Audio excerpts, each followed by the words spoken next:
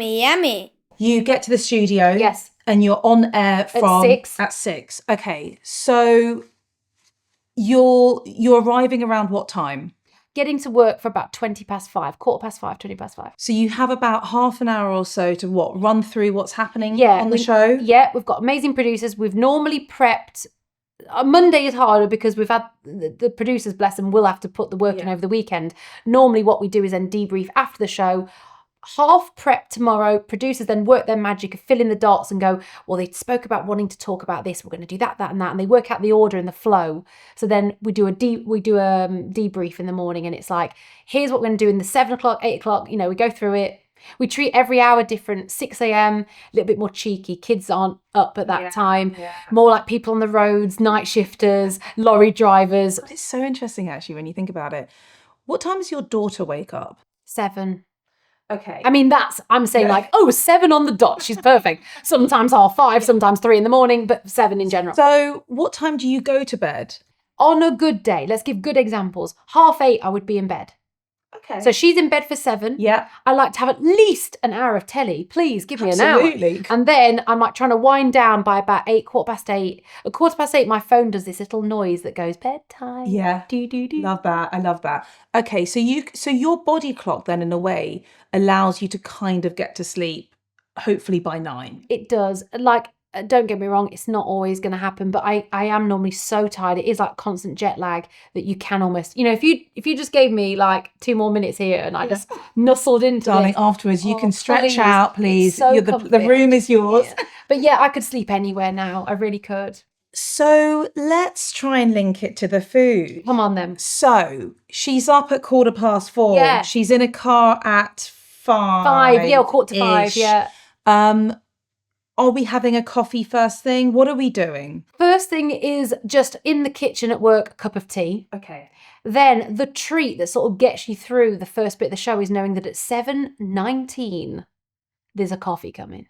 Okay. And I cannot wait. Is that your first coffee of the day? Yeah. Also, actually, that's quite a long time. That's a good sort of 3 hours from wake up. The reason is I want a good one that's made by the cafe in the building and that doesn't open till 7. And then we have to all wait our turns because there's Heart and there's LBC and there's all these stations and they all get different treatment. Oh, I think Heart get their coffees first and then we wait our turn. How dare they? Rude. Because we're on one of the earliest, actually. We start at 6. Heart don't start till 6:30. So yeah.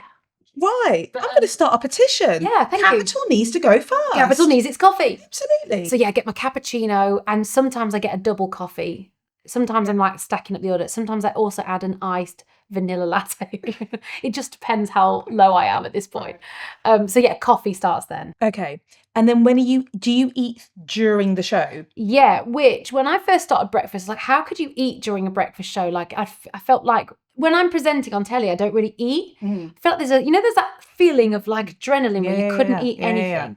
But oh my God, you're ready for it. 8:20 is when we have breakfast. And so does that come into the studio? Yeah, and again, it's because we've got a cafe upstairs. Once they're all open, they do all the breakfast orders. We have similar stuff every day. And then it's brilliant. A woman called Grace comes down full of beans. And we're like, oh my God, the saviour is here. And in she comes with a trolley. We're like, Grace. And that's again, a mini highlight. Food and drink is what gets you through life. Absolutely. And what would you normally have? So actually, it's very boring. Right, when I first joined, you get carried away because the options were endless. We were having fajitas, curry. I had a spag bowl once for breakfast. I did it all. I've done lasagna. I've done a Christmas dinner. I've done everything for breakfast. But it gets out of hand, and you go, I need to just sort my life out. So 9 times out of 10 it is just porridge, which is so boring. But today I had beans on toast because I fancied it. And you would obviously, I assume you're eating that during ad breaks and over when songs are on. Exactly. Yeah? Okay. There's normally a nice chunk of say 4 or 5 minutes where you might go from adverts into a few songs. You've got nice, and you got a bit of time just to quickly sort of guzzle something down. I mean, it's sort of a fascinating life when you think about it because your body clock is just completely reversed in a way. I mean, I'm sort of never going to complain about having an early start. I think I need to like continually meet people like you to be like, no, there are people out there like hustling and working really hard and getting up at 4 a.m.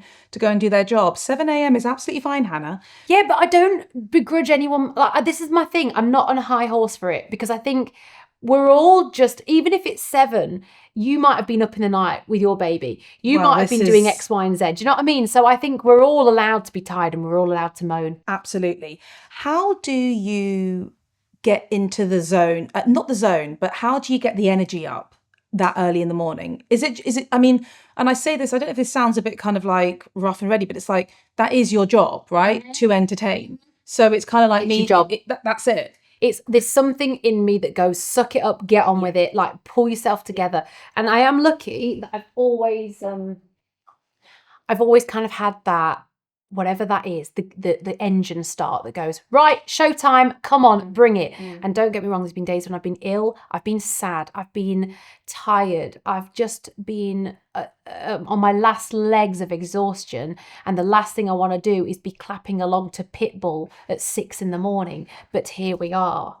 And that, honestly, sometimes the thought of that is what I've had very few days off in my life. And I was very ill a few weeks ago. I just got knocked down with whatever was going around, and I actually lost my voice, which gave me, for once, the perfect reason not to come in. Because actually, if I just feel ill, I normally G myself up and go in, because, in this industry, you don't really have days off. No one does. No.